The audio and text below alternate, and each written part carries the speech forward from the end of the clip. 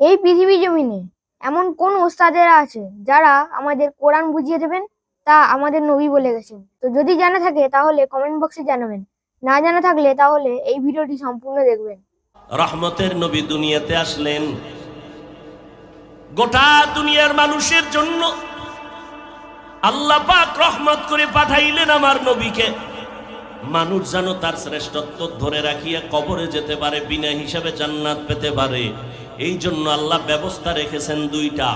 একটা ব্যবস্থার নাম কিতাব, আর একটা ব্যবস্থার নাম কিতাব পড়ানো উস্তাদ ব্যক্তি। সমস্ত ব্যক্তিদের মধ্যে শ্রেষ্ঠ ব্যক্তি রহমাতুল লিল আলামিন, আর সমস্ত কিতাবের মধ্যে শ্রেষ্ঠ কিতাব হলো কোরআনুল কারীম।